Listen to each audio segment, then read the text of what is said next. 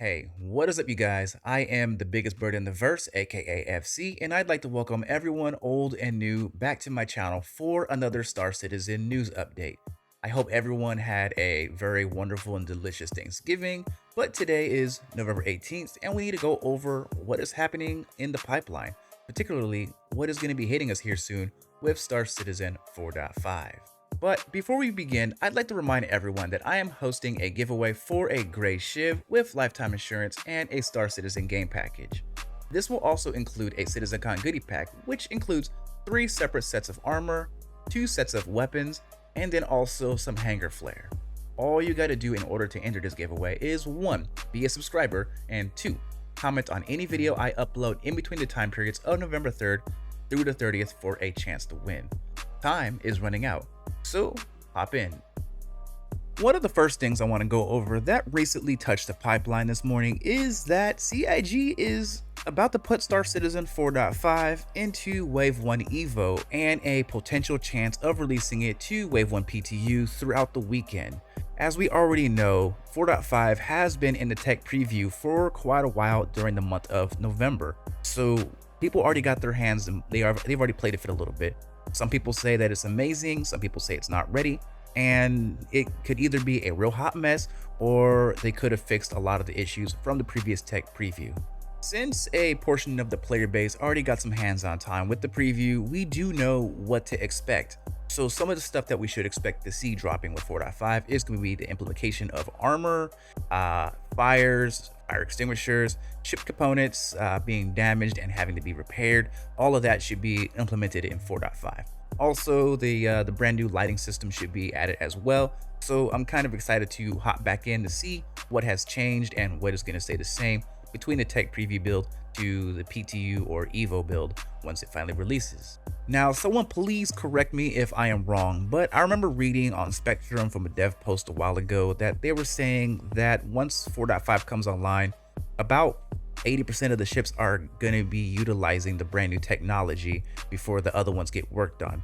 Do we know every name of the ship that is going to have the implementations of ship components getting broken, fires, and then armor being implemented to these vessels? Or is it kind of just guessing or waiting until CAG actually announces a full list of vessels that are going to have armor, ship component damages, and fires and stuff once 4.5 goes live? Someone down below comment the truth because I am not 100% sure about it myself. What is to come in 2026? Well, according to the pipeline with updates, we now have a decent list of ships that we know that are coming. We know that the Aurora Mark II should be dropping sometime in 2026. I'm going to assume that it's going to drop near the first major event, possibly Valentine's Day or maybe afterwards for MK2. Probably going to be released as a brand new ship with LTI, so probably, starter pack type of thing. And then we also have another lead on to the next crafting vessel, which is going to be the Consolidate Outlander's Forge, which is going to be, again, crafting to compete with the Clipper.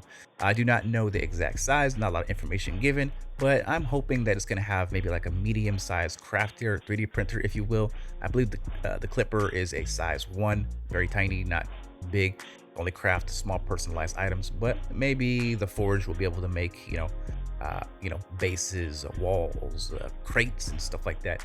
Imagine you're out there in the verse, you need yourself a cargo crate. Well, you can probably craft one on the fly and then utilize it wherever you're located at. We are also getting other ships that we have been waiting for a long time. The Galaxy, Ironclad, and then the next Kruger ship, which is going to be the Stingray. There is a lot of vessels being talked about over on the pipeline, being conversed over on Spectrum. We do know the manufacturers, so some of the manufacturers I can mention quickly is going to be Drake Aegis, RSI, Anvil, and Misk. And then we're also going to get a couple others like Gray's. So who knows what Gray's going to put out since, their ships are kind of, melted together. Gattac, Greycat, and Kruger. So when I saw Gattac, I instantly got excited because I've owned a Raylan since its first official concept sale. And I noticed that they updated it over on the Holo Viewer on the official R-Site page, and they bumped up its cargo capacity. So I'm super excited. As you guys know, I pretty much like everything alien. Those are my favorite ships. I know they're expensive, but I still love them. So I'm excited for the Gattac if it actually is going to be a Raylan or something else. I was also curious to see what's releasing with Origin. I have a 600i, a 400i, I have a G12, G12R, and I believe I also have a 100i. I have a lot of Origin ships. Another one of my favorable brands. Maybe they're gonna release the infamous remake of the 600i, the rework of it. That'll be crazy. That'll be exciting, but we don't know. Maybe Origin will drop a cargo ship of their own. Maybe 2026 is going to be the year of industrial gameplay, where we're going to be doing a lot more industrial stuff. 2025 was the year of FPS gameplay. So let's see what will happen in 2026. I'm very curious what they're going to drop, or what type of gameplay role or that they're going to focus on overall for the year. Because like I said earlier, 2025 has been amazing for FPS gameplay. As you guys know, I'm huge for FPS gameplay and I love everything about it. Now let's take a shift. 2025 is coming to a close.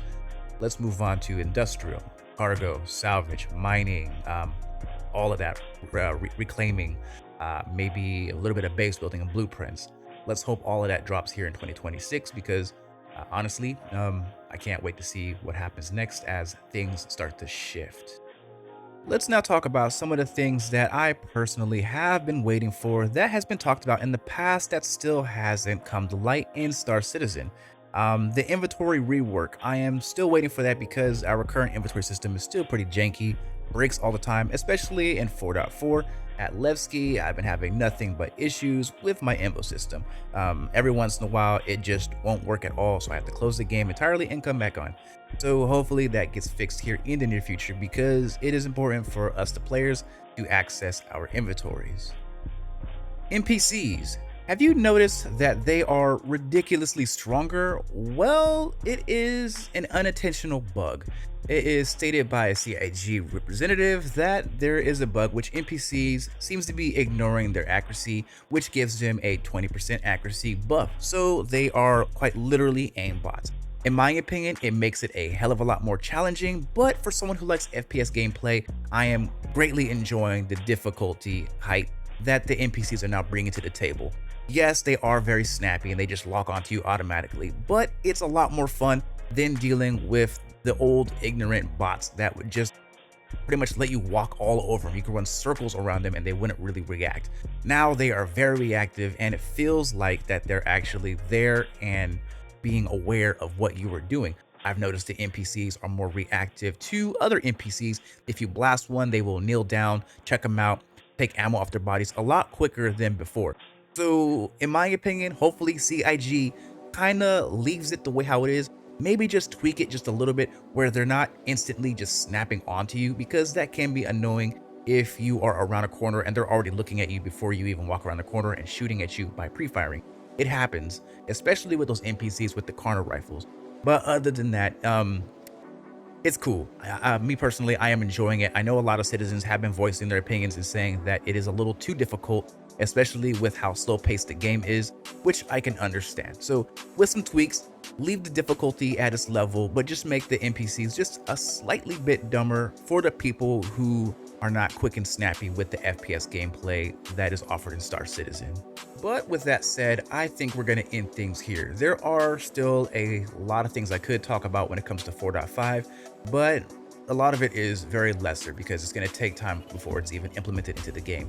Things such as brand new sandbox activities at Levski and Nyx as well, like Rock Cracker. We know it's coming, we just don't know when.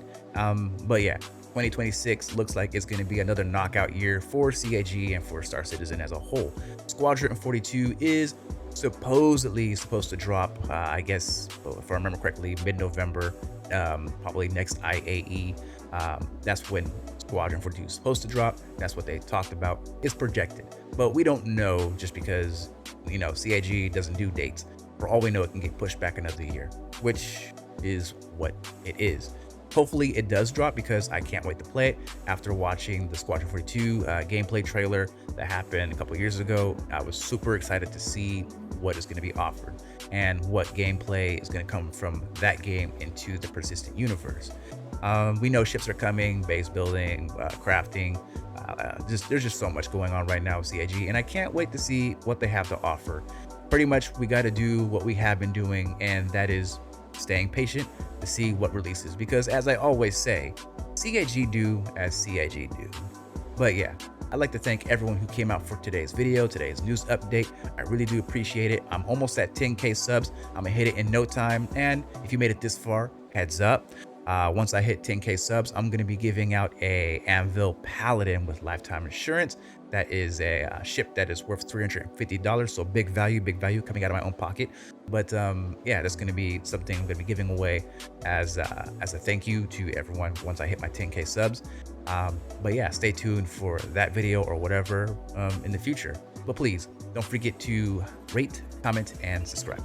Please slap that like button because it really does allow more eyes to see the biggest bird in the verse. I am FC, aka Fried Chicken. Big Bird out.